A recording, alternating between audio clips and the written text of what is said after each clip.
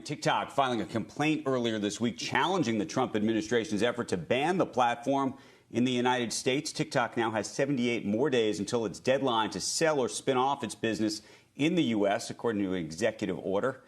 Joining us right now to discuss what this could mean for artists and consumers on that platform and so much else is Steve Stoute, music industry veteran who's produced albums for stars including Nas and Mariah Carey and so many others. Stoute is the founder and CEO of United Masters, a music distribution company that recently inked a deal with TikTok, which allows artists on the platform to distribute their songs directly on services including Apple Music and Spotify and YouTube. And maybe we'll talk about the Knicks and so much else that's going on in the world, given Steve's role in so much of it. Steve, good morning, and thank you for joining us. Tell us about the deal that you struck with TikTok, but also to the extent that you made that deal in the midst of what is clearly a global geopolitical battle over the future of this company.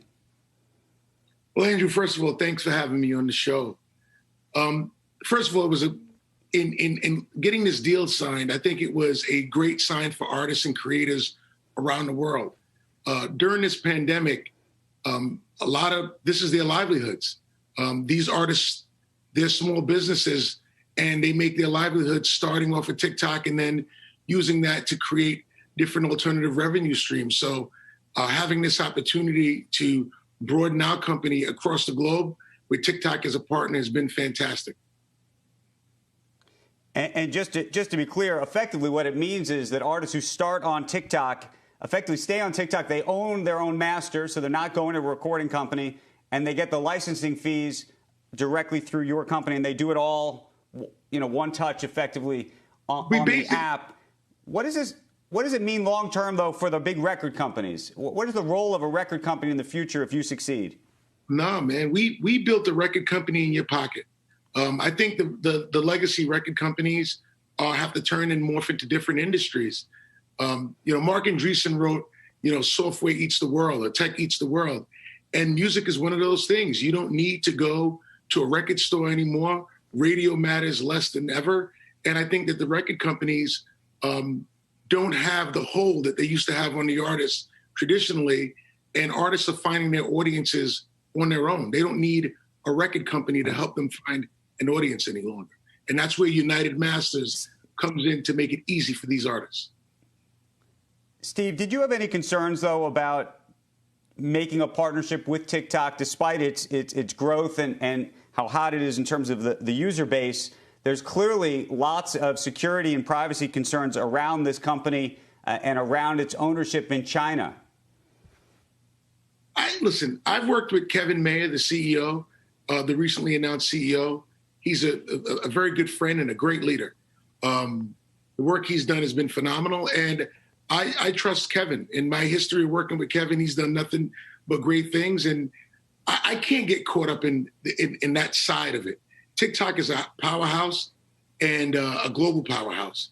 And I think the politics around it are much bigger than some of the core points that are being pointed out with data usage.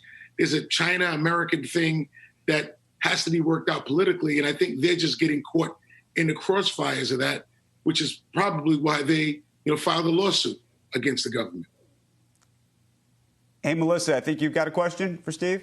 Yeah, Steve, but it won't be a global powerhouse once this, EO takes effect and once TikTok is sold potentially to an Oracle or a Microsoft. And so I'm wondering, how do you view this deal now? This deal will basically get you across the United States and not the global presence that you mentioned twice already as being important to you. Well, it's 100 million users in the United States, and that's huge. And, we do have a global deal with the company. So whether it's sold or not, the fact of the matter is we'll still work with different divisions if that takes place to distribute the music for these TikTok artists around the world through the former company. At least that's what I'm speculating at this point in time.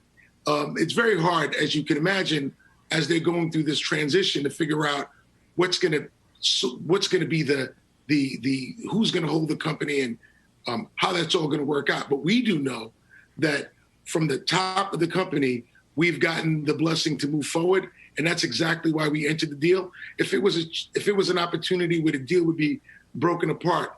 For us, we wouldn't have done it.